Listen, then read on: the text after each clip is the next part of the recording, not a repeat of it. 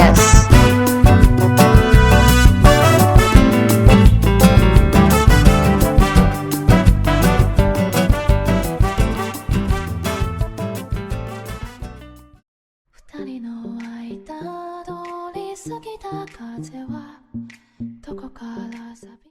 Oi pessoal, tudo bem? Aqui quem fala é Mauro. Estamos com um novo episódio do podcast As Pracinhas e desta vez a gente está trazendo um episódio um pouco diferente, né? A gente vai falar a respeito de um lugar muito especial, mas a gente também vai falar das coisas que aconteciam nesse local, né? A gente está falando do Museu da República e seus jardins e os eventos que aconteciam nesse local na década de 90, né? É o que é o foco desse nosso programa, né? Para quem não conhece, né, o Museu da República já foi a sede do governo federal, né? E onde o Getúlio Vargas ele acabou se suicidando, né, em função dos acontecimentos da época. Mas bom, isso a gente vai falar ao longo do podcast também, né? Mas para essa conversa eu trouxe dois amigos, né, que frequentavam o local comigo na época, né, e também participavam do evento. E para a gente ter uma conversa, né, a respeito desse local e a respeito dos eventos, né, como é que o Museu da República, que na verdade, né, é a sede do governo federal, mas também tem um jardim, tem uma área pública que as pessoas utilizam, né, o pessoal que mora lá no bairro do Catete. Mas bom, eu vou pedir para os meus amigos Marcelo e Tadeu para eles poderem se apresentarem. Então, Marcelo, se apresente, e depois Tadeu se apresente também. Oi, eu sou o Marcelo, eu falo isso e depois o Mauro ajeita na edição.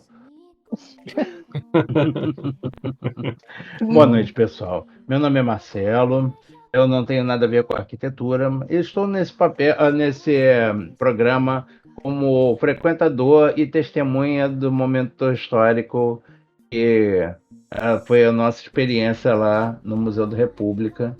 E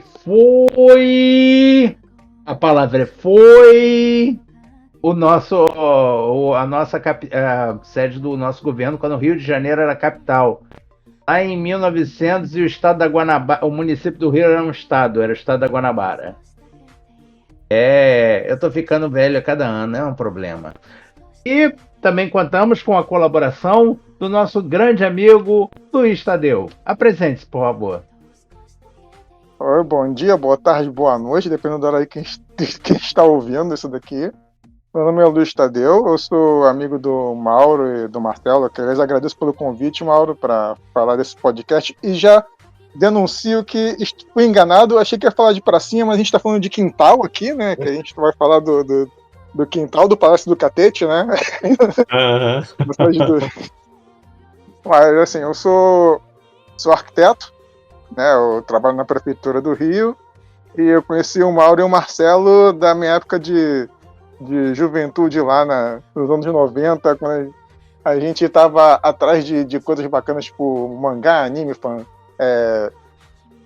quadrinho, essas coisas todas que a gente na época não encontrava em tudo que era esquina, né? Tinha lugares específicos da cidade para ver essas coisas. Sim, Tadeu. Eu acho que boa parte dessa nossa movimentação, né, era muito em função de conseguir ter contato justamente com esse tipo de conteúdo, né? A gente, sei lá, a gente assistia, e até abordando essa coisa do que a gente assistia, o que a gente lia na época, né? Por exemplo, a década de 90 foi a época que surgiu o Cavaleiro do Zodíaco, né? Mas até antes, né, existiam outros animes que passavam na televisão. Então a gente ficou muito, muito animado com isso. E a gente ficava atrás disso, né? Buscando pessoas, buscando locais onde isso vendia, né? Marcelo, você pode falar um pouco a respeito de como a gente se mobilizava para procurar essas coisas? Posso só cortar? Fique à vontade, Tadeu. Não, só para contextualizar, né? A gente se conheceu meio que, tipo, eu tava no segundo grau, né, com o Mauro, Uhum. Eu conheci o Mauro no segundo grau, quando a gente fazia colégio técnico, e depois conhecendo o Mauro que eu te conheci, né? Que vocês moravam meio que na mesma área. Eu sou de Campo Grande, né? E Sim, você e o Mauro comparado a moravam Campo lá no. Grande, a gente praticamente era vizinho. Aham. É. E você e o Mauro moravam em Bangu, que são todos bairros da Zona Oeste da cidade do Rio, né? Isso. Sempre lembrando as pessoas que não é Bangu onde tem o presídio. Eis uma pequena aula de geografia. Faz surpresa de muitos de vocês, ouvintes. O presídio de Bangu não fica mais em Bangu, ele fica em Jericinó. Mas assim, tinha essa questão da conexão entre as distâncias onde a gente morava, né? Porque também não era. Tipo, pra gente se ver, a gente tinha que se deslocar de ônibus, né? Para chegar para bater um papo quando não estava no colégio. Isso quando a gente ainda tinha o recurso de pegar o ônibus pela frente, graças ao uniforme de colégio. A gente acabava se mobilizando bastante para poder se encontrar, né? E era um jeito da gente também trocar figurinha, né? E discutir as coisas que a gente gostava, né? Que era justamente quadrinhos, anime, né? E mangá. A época antes do WhatsApp, quando os dinossauros dominavam a Terra. Não tinha internet, né? Tipo, os meios de divulgação e de você saber sobre a cultura nerd, cultura pop eram mais escassos, né? Você tinha algumas revistas assim da época, tipo Herói, algumas coisas que traziam alguma novidade, entre aspas, né? Porque coisas que nunca estavam chegando aqui. Para ser justo, até tinha internet, sim, mas é aquela internet que é nem de elevador, é internet de escada. É aquela que você mandava mensagens, BBS, essas coisas, em BBS e tal. Então era uma coisa bem precária. Então assistir as coisas como o pessoal faz hoje em dia, nem pensar. Por isso que a gente se deslocava para esses locais, por isso que a gente tinha evento de anime, por isso que alguns a gente tinha que saber pelo jornal, etc. E aí sim a gente vai, junta um dinheirinho, vai lá e ainda tem o dinheiro da entrada. E a gente via aqueles desenhos lá, tudo japonês sem legenda e se amarrava. E numa dessas a gente acabou conhecendo esses lugares. Dizem que o trabalho leva a gente a conhecer pessoas e lugares que a gente jamais conheceria por conta própria, mas eu posso dizer também da obsessão. A obsessão te leva em lugares que geralmente ninguém imaginaria que tu foi para lá.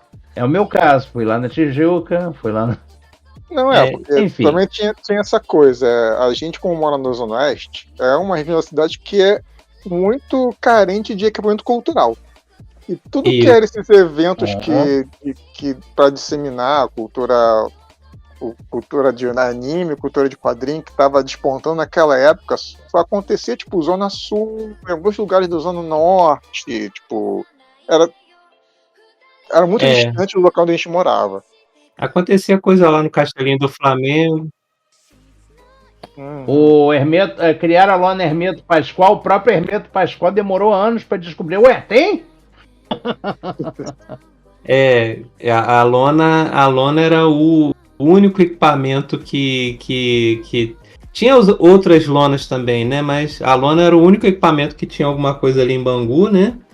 E tipo assim, a gente consumia muita coisa de sebo, né? A gente procurava sebo. E nós três desenhávamos bastante, né? Eu, você, né? O Marcelo também. Então, tipo assim, a gente tinha interesse em comum, né? Então, Os rabiscos ainda estão online, se alguém quiser dar uma olhada. Sim, vamos deixar depois o seu... pendura o link lá. Pendura o link lá na descrição do episódio. Mas eu conheci uma colega na época, e o nome dela era Patrícia, em função desse movimento de desenhar, e a gente fazia também muito fanzine, né? Pelo menos eu fazia alguns fanzines na época, né? E até vendia os fanzines online, né? Teve uma época que chegava carta com dinheiro dentro, né? Que era uma coisa que o pessoal nem podia fazer, mas o pessoal mandava. Porque eu acho que eu consegui fazer com que um fanzine meu fosse divulgado numa revista dessas de anime, né? E aí, né, isso acabava, as pessoas mandavam, né, mandavam dinheiro para poder, aí eu tive que tirar xerox disso.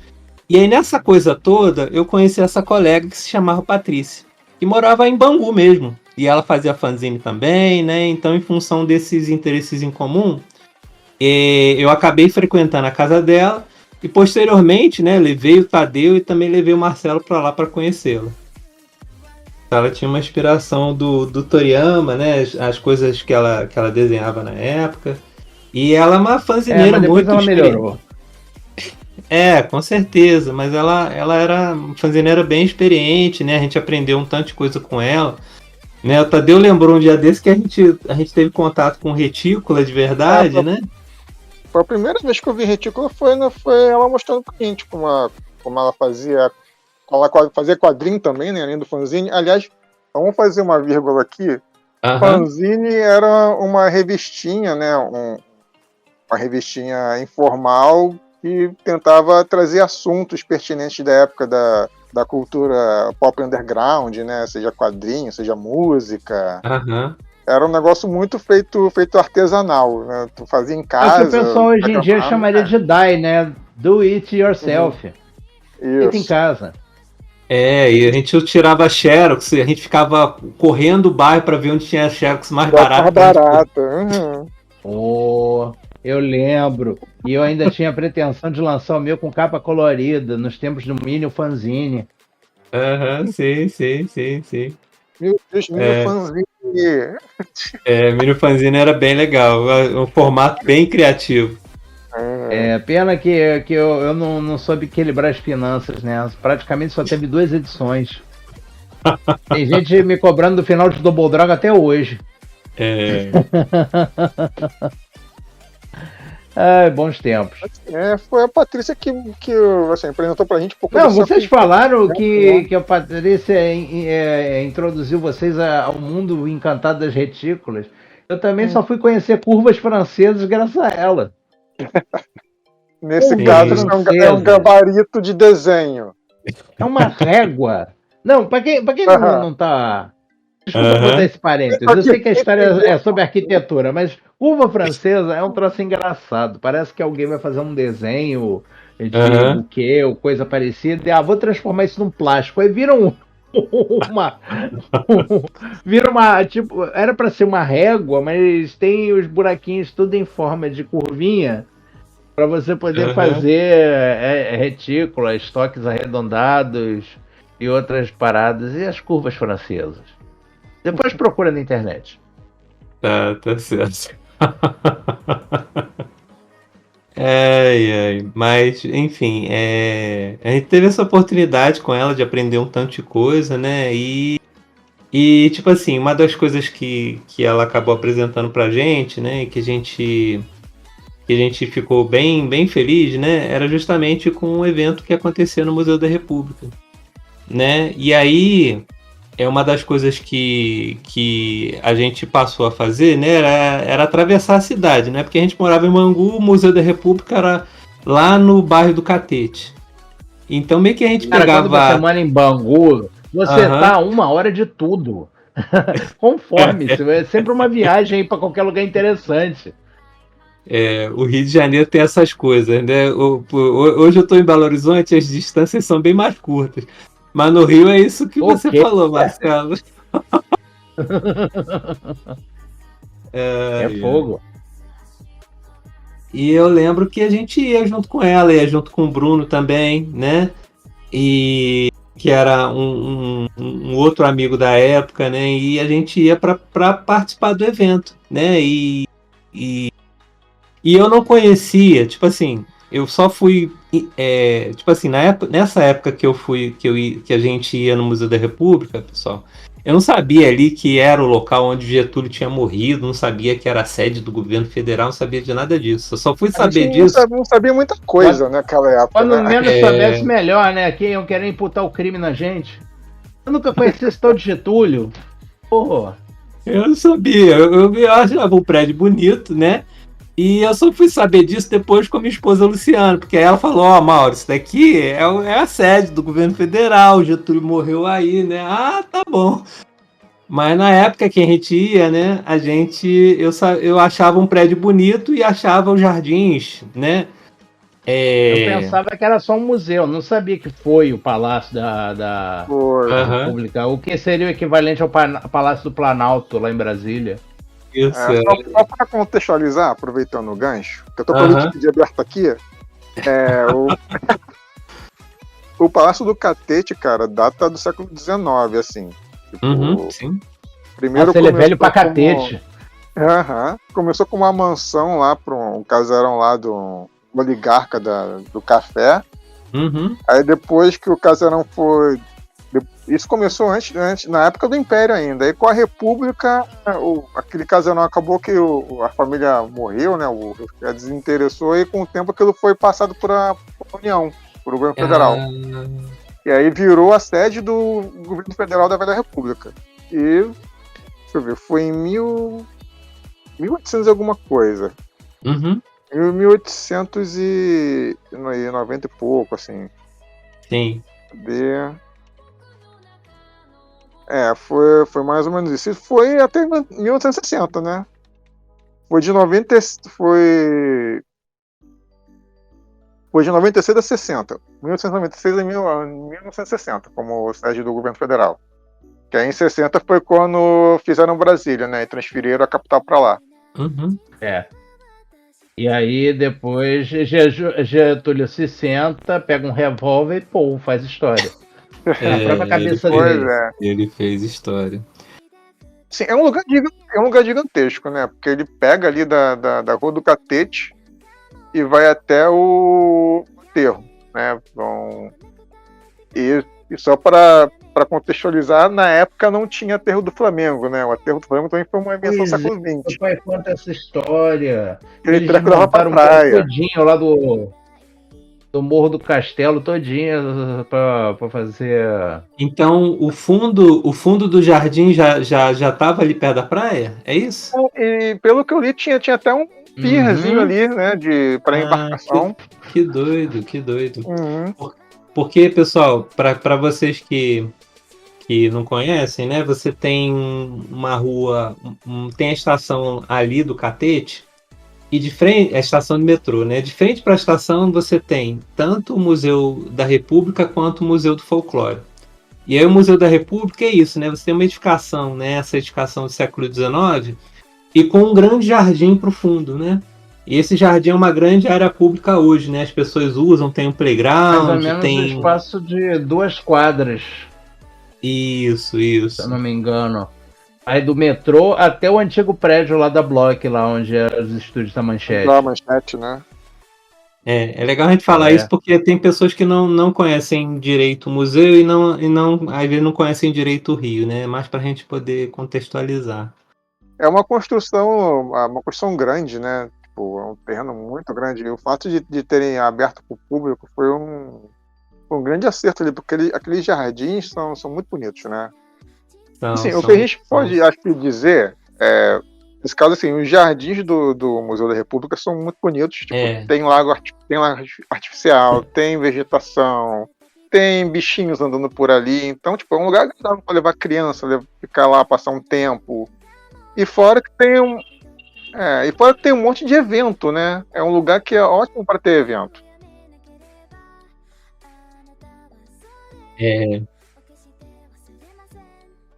E ele é bem localizado, né? Porque você pode ter o evento ali, mas você tem todo um bairro, tem todo o bairro do Catete ali com o comércio. Então você pode ir no evento, você pode também comprar alguma coisa fora, você pode almoçar fora, né? Ele acaba sendo um local muito bem localizado dentro do bairro.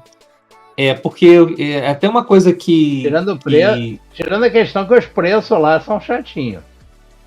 Ele está localizado numa área, nobre, né?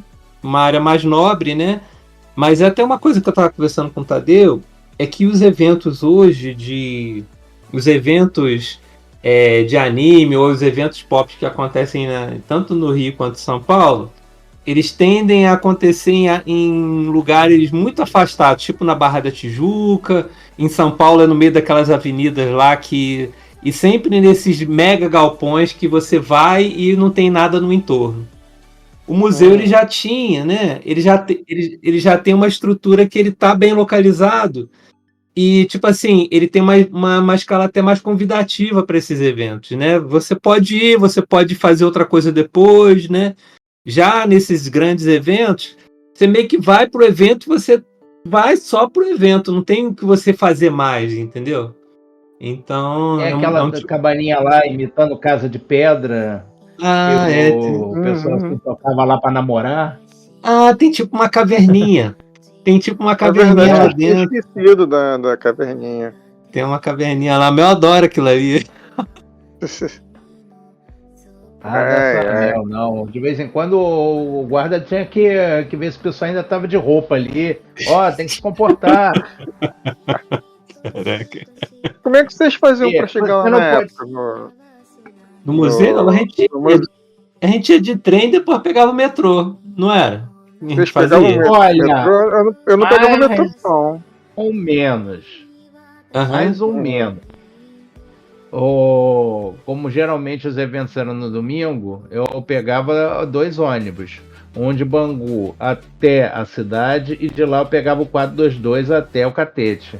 Eu lembro de fazer um esquema parecido também, porque onde eu morava em Campo Grande, era mais perto eu pegar o ônibus para ir para Central do que pegar o trem. E o ônibus me deixava mais perto. Eu também. Porque naquela época o trem era mais incerto, ainda mais no domingo, né? Corria o risco de só chegar o trem no fim do evento. Pois é. O trem no domingo é muito incerto, né? Demora muito no Rio. Durante a semana ele também tinha as incertezas, né? Uma das poucas coisas que eu tenho que dar o braço a torcer que melhorou quando privatizou, mas essa diferença foi logo se diluindo. Hoje em dia o trem tá mais caro que o metrô. Mas no início, né, eles queriam mostrar serviço, tinha até aqueles vagões temáticos, né? Por exemplo, o da Coca-Cola era o único que tinha ar-condicionado. Amaciante Comfort, ele tinha o banco acolchoado. O Fofo tinha carpete no trem, no chão do trem. E vocês podem imaginar como é que aquela porcaria ficava no dia de chuva, aquele carpete todo lameado. Não, gente. Aí, depois de um tempo, só o da Coca-Cola é que persistiu, né? Porque ar-condicionado o povo gostava, né? Afinal, todos esses anos nessa indústria vital, finalmente tinha ar-condicionado no trem, coisa de rico. Hoje em dia, o ar-condicionado no trem não só é o mínimo que se espera, que é o que funciona melhor. O pessoal tá reclamando dos trens que não tem ar-condicionado, o Uber tá deixando de ter ar-condicionado. Não, desculpa. O pessoal tá reclamando dos ônibus que não tem ar-condicionado, o Uber tá deixando de ter ar-condicionado também, e o trem, o ar-condicionado tá ali firme e forte. Do metrô de vez em quando falha, o trem não. Cara, eu acho que se o ar-condicionado pifasse ou parasse de funcionar por longos períodos, durante o verão como esse último que a gente teve, o povo botava fogo na Central do Brasil. Eu acho que os trens iam pegar fogo automaticamente se não tivesse ar-condicionado, cara. De tanto calor que faz. Principalmente Japeri. Enfim, eu tô falando muito de trem. Vamos voltar ao Museu da República, que o trem não é arquitetônico. E a gente ia pra quê? A gente ia pra comprar mangá, né? Quando a gente via alguma coisa que tava num preço bom e que a gente gostasse. Tinham as exibições de anime. Foi a época que, foi a época que eu mais gastei dinheiro com o My God. Eu também. Eu comecei minha coleção lá, né? Que eu lembrava que era era na frente do museu ali, o museu tinha uma área, um quintal na frente, né? Uma parte na frente que ficava as barraquinhas ali com os gibis, com os fanzines. E acho que lá pra trás, acho que lá dentro, no museu, que tinha exibição, tinha sala de exibição. Acho que tinha uma ou duas salas, né?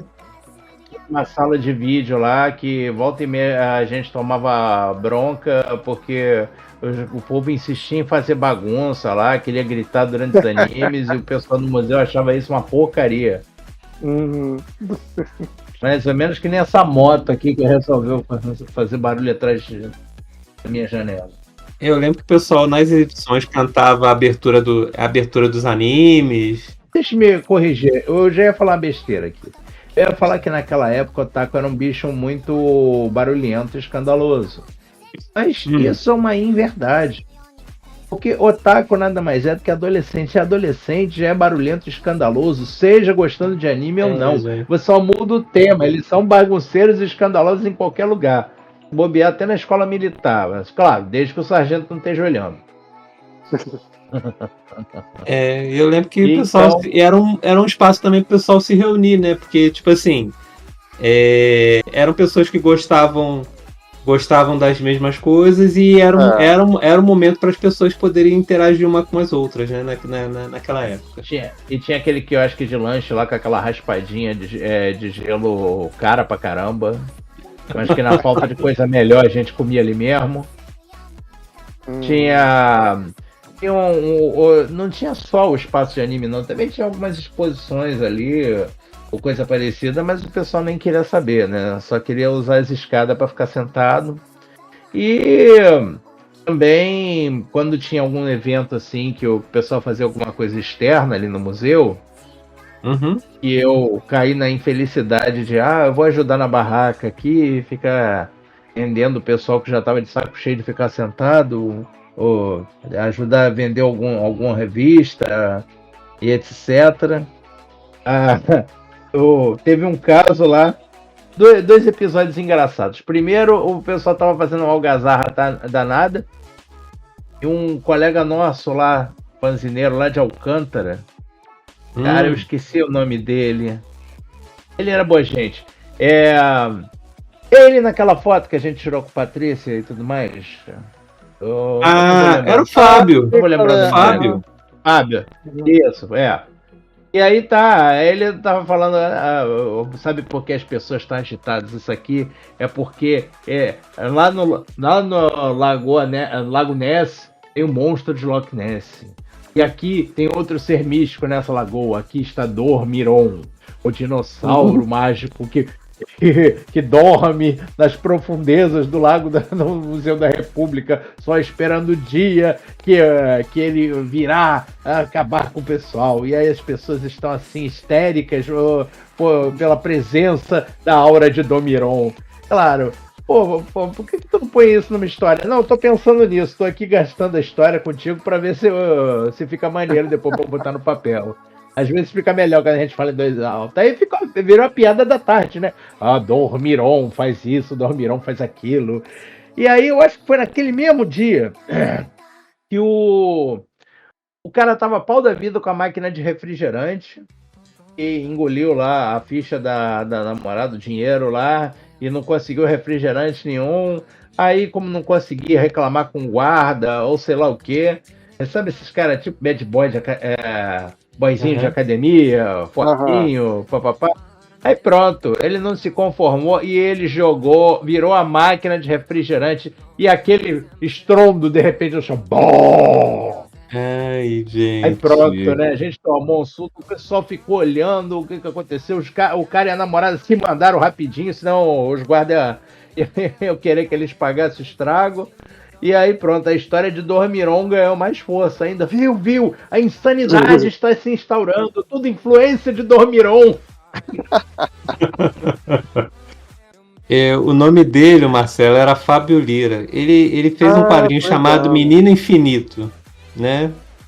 Depois, se vocês puderem buscar, né? Ele Menino tem uma Infinito, mas o quadrinho acabou, né? Ele acabou. Acho que ele fez algumas edições, né? Mas eu lembro dele, sim. Lembro do Fábio, né? Foi uma época maneira da nossa vida, né? A gente tentar escrever como se fosse gente grande. Que viu o pessoal da Animax, sei lá, o Peixoto, só para ficar vendo os desenhos do pessoal, o pessoal na esperança, meu Deus, ele vai publicar gente da Animax. E ele dava sempre a mesma desculpa, seu desenho é bom, mas falta proporção, seu conceito falta proporção, você não sabe, podia desenhar melhor se você soubesse proporção. E aí ele faz a revista lá com a Erika Wano, a mulher que não sabe desenhar pé. Cadê a proporção agora? Não adianta, amigo Para amigo tudo se perdoa. O resto, o rigor da lei. Não, mas você falava, era verdade, o Mauro tinha puxado, a gente como gostava de desenho, né? Sempre levava alguma coisa pra mostrar pros amiguinhos lá, pra trocar figura entre os desenhistas amadores. Eu lembro de levar sempre o fichário com spoiler lá, com as coisas que eu rabiscava, tu também levava os suas, né? E teve uma época que tu chegou a. Mauro, tu chegou a fazer um Puro Silêncio, né? Ainda foi nessa época já, Isso, foi nessa época. Isso, foi nessa época. Eu vendia na época, eu lembro que, tipo assim, a gente tinha muita vontade de fazer essas coisas, e a gente. É que nem o Tadeu falou, eu andava com fichário, que nem o Tadeu, né? Eu andava com fichário pra cima e pra baixo pra mostrar meus desenhos. Eu andava com bloco de notas, se tivesse alguma ideia, vai pro bloco. Pois é, mas a gente sempre tava desenhando bastante e sempre. E tipo assim, eu acho que o museu, né? E também essa época que a gente andava muito com a Patrícia, né? E a gente andava junto entre nós mesmos, né? Era bem bacana, porque a gente, de alguma forma, né? A gente compartilhava uma coisa que a gente gostava entre a gente. E isso se estendia para a gente continuar construindo esse gosto, né? De tanto de assistir anime, de tanto jogar os jogos que a gente jogava, né? A gente também jogava bastante. Os vídeos que a gente tentava arrumar, por exemplo, Marcelo, na época você tinha um cara que trazia uns VHS aí irado para poder negociar, entendeu? Nem me lembro. Era a época que a gente estava viciado em Eurocensura. Anos 90, não existia internet, não existia armazenamento em nuvem logo, né? Tipo... Foi depois do período Jurássico, eu não vi um pterodátilo. Era tudo mato. Tudo mato. Tu tinha uns artefatos antigos chamados fita VHS, que era uma fita magnética que você botava no aparelho chamado videocassete, que ligava na televisão, sabe? Sabe aquela coisa que fica na parede da tua casa aí pegando poeira? Então, tinha uma outra coisa, ficava ligada nela pra tu ver as coisas. Vocês jovens que só conhecem PlayStation 5, peguem o jogo Robocop Rogue City, que lá eles usam fita de videocassete lá. Alta tecnologia, criando ciborgues e inteligências artificiais, e eles têm que usar fita de videocassete ainda. Até o CD novidade ali. Assim, ali mostra o pessoal usando. Numa época que se você quisesse trocar material, conhecer coisa nova, tu tinha que compartilhar coisas fisicamente entre as pessoas e se deslocar pra cacete. Meu Deus do céu, como a gente se deslocava pra... E ser rico em alguns casos, né? Porque tinha que ter 2 aparelhos de videocassete pra copiar o que você queria manter. Eu lembro que eu levava o meu videocassete pra casa do Alex pra poder fazer cópia das coisas. Sim. E eu lembro também, Marcelo, que a gente fazia vaquinha, acho que pelo menos umas 3 pessoas, pra poder alugar, porque o sujeito, eu não lembro o nome do cara, mas tinha um sujeito que ele conseguia umas fitas de anime do Japão, sem legenda, sem nada, de uns animes que a gente não sabia direito o que era. E a gente ia lá e pagava pro cara pra ficar 1-2 dias com as fitas pra poder assistir. Nesse 1-2 dias, o que a gente fazia? A gente fazia esse rolo aí dos 2 videocassetes, entendeu? Era a locadora pirata, né? Não, sabe aquele filme do Jack Black? Rebobine, por favor? Sim. Eles têm um termo para isso em inglês. Eles davam uma suecada na fita. Por que suecada? Porque eles atribuíam essas cópias pirata aos suecos que copiavam os filmes originais e diziam que era original, mas era tudo cópia. Então, o hábito de copiar virou suecagem. Aí o filme do Rebobine, por favor, é todo em cima disso. Ele fez uma besteira lá com um imã e desmagnetizou todas as fitas da locadora que ele estava tomando conta. Aí, antes do dono descobrir, eles pegaram uma filmadora emprestada E aí eles fizeram a versão deles dos filmes para ir botando no lugar dos filmes que estragaram. Só que eles estavam fazendo de memória, porque eles não lembravam exatamente dos filmes. E aí foi fazendo sucesso na vizinhança, porque virou tudo comédia. O Robocop era feito de sucata, os caça-fantasmas não sabiam cantar o próprio tema da música, e por aí vai. Ai.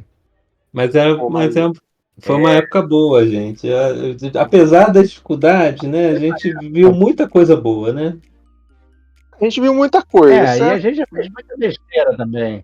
Antigamente era mais difícil conseguir as coisas. Tipo, hoje em dia, quer dizer, a gente já tá barbado, já tem como prover algumas coisas. Eu botei matagal da minha cara no início da semana. Porque eu falo assim, o acesso a essas coisas agora é muito mais fácil. Porque a coisa que acontecia no Museu da República, né, os jardins e o evento que acontecia lá, além de, tipo assim, as pessoas não tinham muito como acessar aos animes com facilidade. Então o evento, ele servia também, por exemplo, o pessoal queria ver Evangelion. Aí tinha 2, 3, 4 episódios de Evangelion para o pessoal poder assistir. Então o pessoal se reunia, né? E o evento era isso, né? As pessoas se reuniam por um motivo e as pessoas, de uma certa forma, faziam uma interação presencial, né? Por conta do evento, por conta da vontade de assistir os animes. Então as pessoas se conheciam. Então acho que hoje, com a coisa do... Do seu lado maneiro, foi a época da minha vida que eu mais treinei inglês. Quando era legendado, é legendado em inglês. E hoje as coisas estando online, né, e digitalizadas, né, para acesso, esses eventos eles não são tão mais eles foram perdendo a força, né? Ainda mais que depois começou a ter aquela onda dos mega eventos concentrados, igual você falou, né? O Anime Friends, daí essas coisas começaram a ficar cada vez mais concentradas em grandes espaços. Isso. Eu tive uma percepção diferente. Então, fala aí. Na minha percepção, o que matou mesmo esses eventos, como a gente conhecia lá no Museu da República, foi que a internet passou a ficar mais rápida. O pessoal já estava baixando episódios inteiros de anime em, pasme, RMVB. Nossa senhora, agora eu posso ver em casa. Pra que eu vou pegar 2 ônibus se eu posso deixar a noite toda baixando o anime que eu quero? Uau, que beleza. Olha só, tá quase acabando. Uau. Mas é bem isso e mesmo, aí pronto, né? Aí pra diante a velocidade foi aumentando, a qualidade foi aumentando. Agora tem os serviços de locadora virtual de anime, que é o Crunchyroll.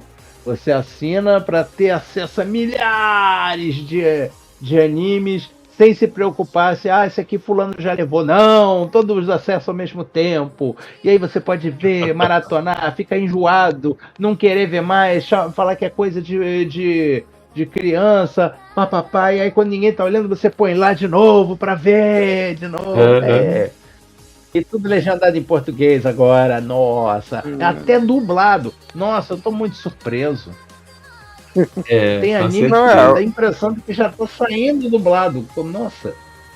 Realmente, o acesso imediato às coisas meio que foi matando esses eventos, mas mesmo que na época em que a internet estava migrando para uma banda larga decente, a galera já, o foco já tava em outro, né? Tu já tinha uma coisa mais...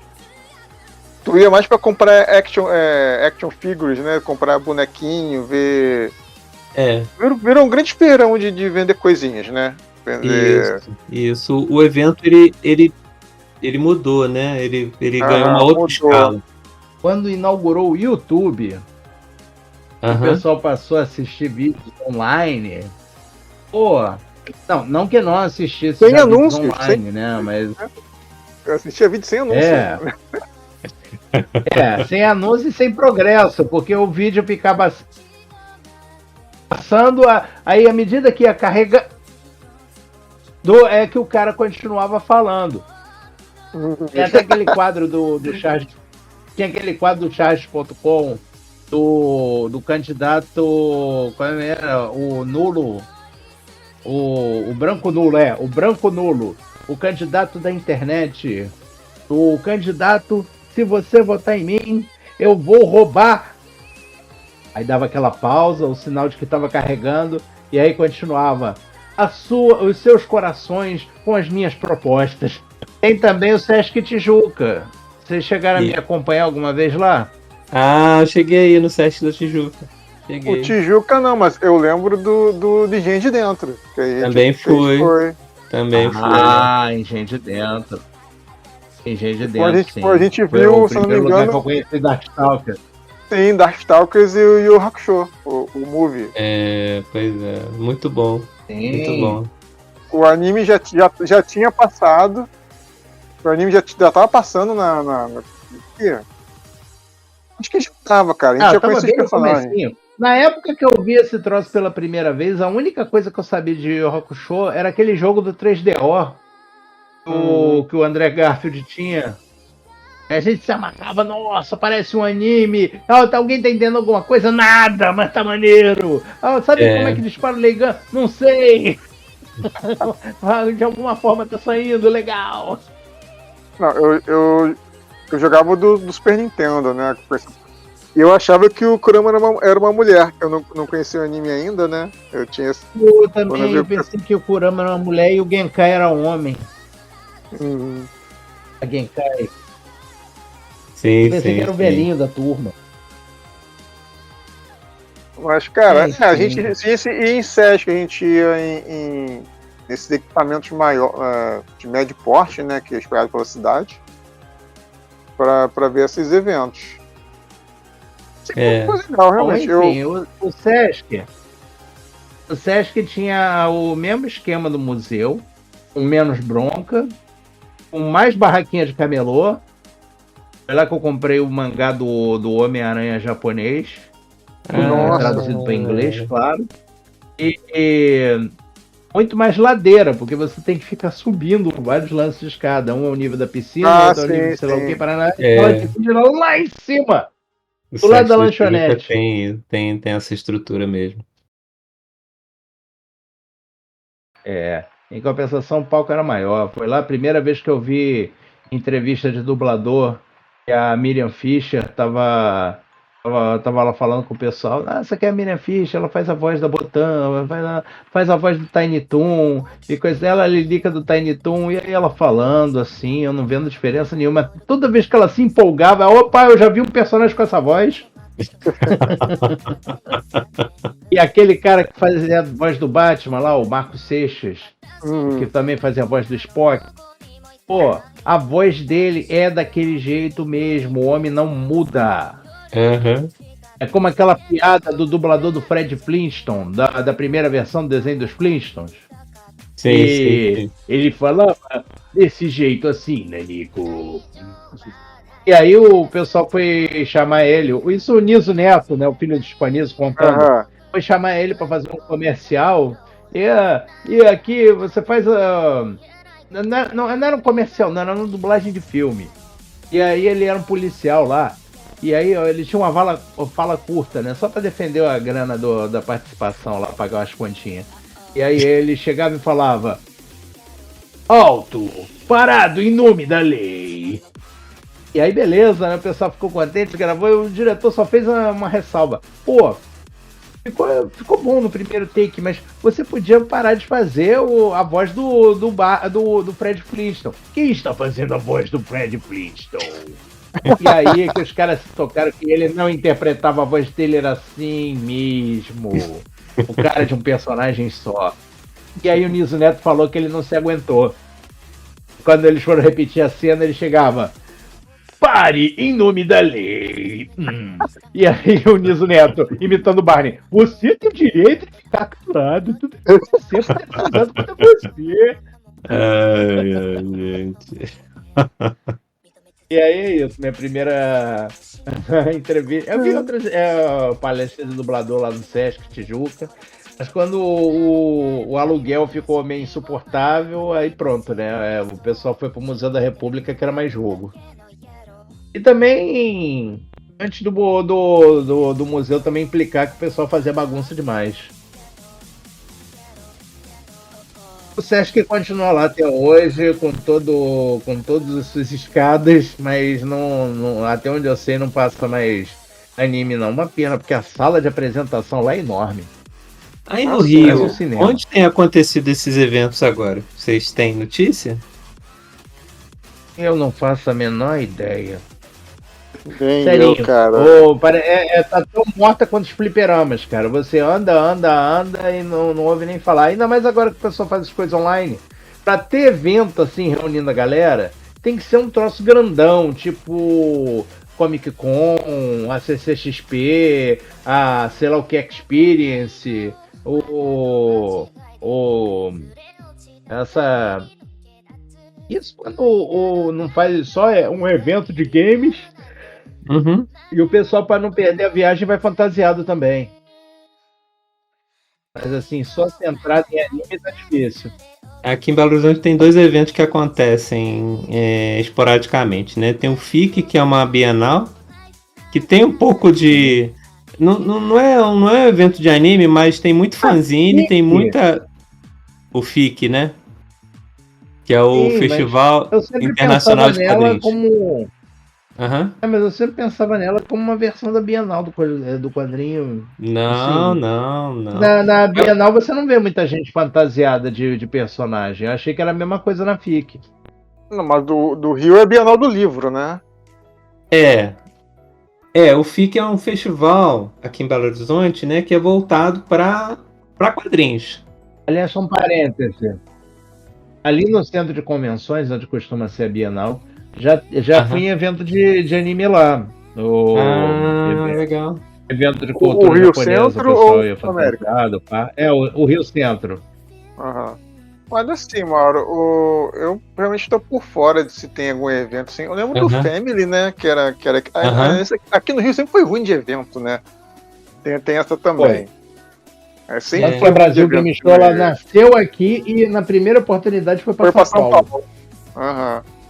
Porque quando o evento fica muito grande, gente, aí só em São Paulo mesmo, né? Porque é isso, né? Eu acho que Cara, o braço a torcer. Quando eu vi o tamanho dos lugares que eles disponibilizam para evento lá em São Paulo, realmente a coisa é enorme. Ali onde eles fazem CCXP, por exemplo, ali pela Estrada dos Bandeirantes, aqui. Isso, Aquilo ali é um mini barra shopping, ou você anda e ainda tá lá. Dizem que São Paulo acho que é mais barato para fazer esses eventos que aqui no Rio. Mas assim, o Rio deve ser por conta da escala, né? Porque, na verdade, quando tem esse evento em São Paulo, vai gente do Brasil todo para poder ir no evento, entendeu? Que é uma coisa curiosa. Geralmente as coisas são mais caras lá em São Paulo. São mais caras. Mas é uma... O deslocamento no Rio também é muito... tá muito inferior a São Paulo, né? E eu acho, tipo assim, eu gostaria mais que tivessem mais eventos pequenos, né? E que fossem melhores localizados, sabe? Tipo como no Museu da República. Porque esses eventos grandões, né? Assim, quando você vai, por exemplo, para um evento desse lá em São Paulo... Você só vai pro evento e você tem que ficar o dia todo, porque você foi para aquele lugar só por conta do evento. O ruim é que os mega eventos eles acabam meio que engolindo, né, as outras coisas, né? Eu acho que, por exemplo, aqui em Belo Horizonte, o FIC, ele é um evento... Tem também um outro evento que é o Museu Enéas, que acontece no Museu das Minas e dos Metais, que é um evento pequeno também, que é bem localizado. Então, acho que, tipo assim, se a gente tivesse mais disso nas cidades, né, seria um modelo melhor, né, até para as pessoas poderem se encontrar. Porque, por exemplo, quando você vai nesse evento grande, você não troca ideia com ninguém, gente. Não tem como trocar ideia com ninguém. Não dá. É o Museu das Minas e dos Metais. É aquele metal todo enferrujado e aí tem uma foto lá mostrando antes dele enferrujar? Ô Marcelo, aqui o nome do estado é Minas Gerais. Tem um motivo, não tem?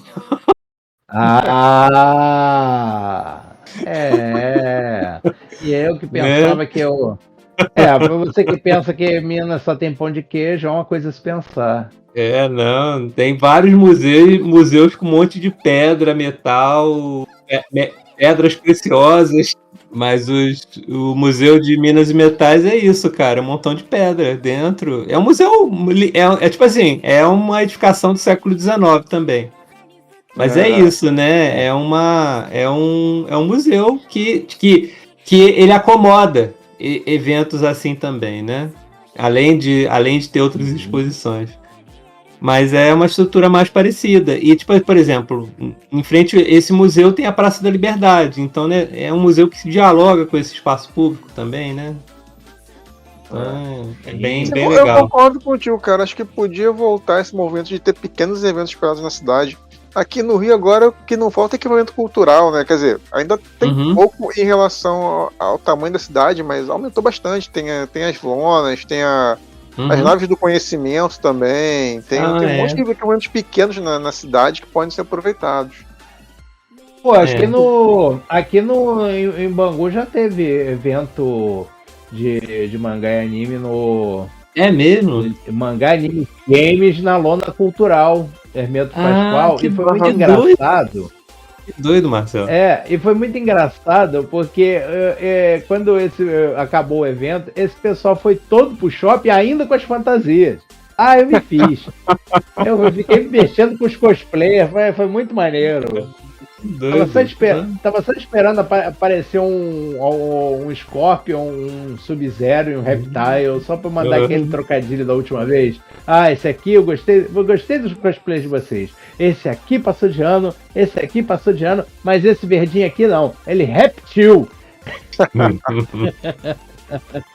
O cosplayer adora quando você reconhece a fantasia dele. Foi muito engraçado uma vez lá no CCXP, lá, eu falando lá da outra. Pô, adorei a tua fantasia de fulana do anime e tal. Ela, obrigado, ninguém tava reconhecendo. Só você, Marcelo, pra conhecer esses cosplays todos.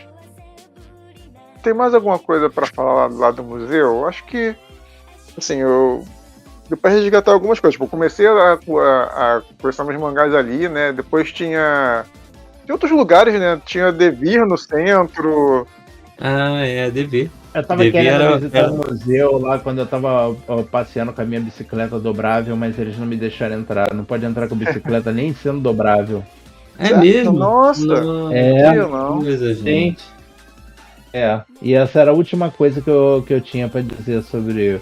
Eu ia visitar lá a pé. Numa hora que eu tava fazendo... Nos raros momentos que eu tava fazendo atendimento de rua, eu fui atender um lugar lá no Largo do Machado. Vou passar lá no museu. Mas quando eu vi aquela fila de velho para se vacinar da Covid, eu não vou arriscar não. Meu lado de casa ainda tá muito sensível, eu vou deixar pra lá. Deixa quieto, né?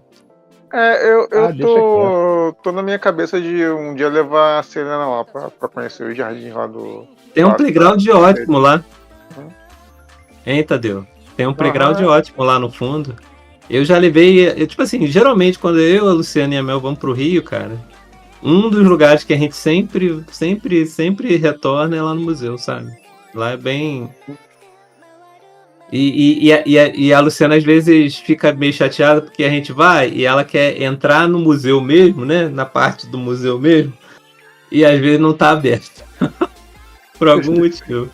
O jardim sempre tá aberto, né? Mas o museu não necessariamente. Mas esse por algum motivo rola direto, cara. Eu podia contar quantas vezes eu vi aquilo aberto nos dedos da mão do Lula, cara.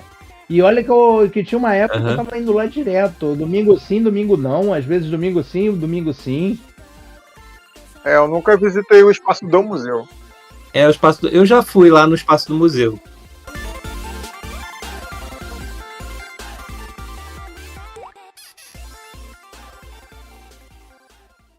Mauro, obrigado pelo convite, que foi um prazer conversar com vocês dois, né? Faz tempo que a gente não sentava pra bater um papo. E revisitar, né? Eu tinha poucas lembranças dessa época do museu, conversando com vocês, depois lembrar mais coisas. E como eu falei, é um lugar que acho que eu agora quero levar minha filha pra conhecer. Tantos jardins e tentar conhecer o museu com ela. E assim, a galera que tá ouvindo, gente, o Rio agora tem um monte de espaço bacana de cultural, Então, tentem conhecer mais essas áreas do Rio, da cidade, sabe? Não só na zona central, como também espalhadas perto do seu bairro, perto do onde você mora. Você mora na zona oeste, zona norte, sabe? Tentem conhecer mais as áreas culturais do seu bairro. Acho que vale a pena. Faço minhas as palavras do Tadeu. Realmente, o Rio tem lugares bacanas, inaugurou um monte. Eu recomendo vocês conhecerem. Uma última recomendação. Se alguém for no Parque Madureira, só vai no primeiro quilômetro. E se você for de Madureira e usa o Parque Madureira como espaço para você poder praticar o seu fitness, como a turma que vai para correr, eu só lamento por você, pobre criatura. Porque a fábrica do biscoito Piraquê é logo do lado. Né? Ninguém. Você fazer dieta, fazer caminhada, fazer jogging, fazer Cooper, ficar correndo de um lado para o outro até suar com a esperança de perder a barriga e tá aquele cheiro de biscoito agressivamente entrando nas suas narinas porque o cheiro contamina a vizinhança toda e é delicioso. Você fica que nem aquele urso desesperado do desenho do Pica-Pau. Agora eu tenho que comer alguma coisa. Sabe? E aí? Tá certo. Aí tu atravessa a linha do trem e compra um caminhão de biscoito Piraquê. Compra o biscoito, né? Pô, gente, já tá ali do lado mesmo, já dá uma emendada. Vai que, né? Meu cardiologista não pode ouvir esse programa, não. Minha nutricionista também não. Mas, bom, pessoal, vamos ficando por aqui, tá certo? Agradeço vocês dois por essa conversa ótima. Espero que vocês tenham gostado dessa nossa conversa. Eu fiquei muito, muito, muito feliz. Bom, pessoal, um abraço para vocês e fiquem bem.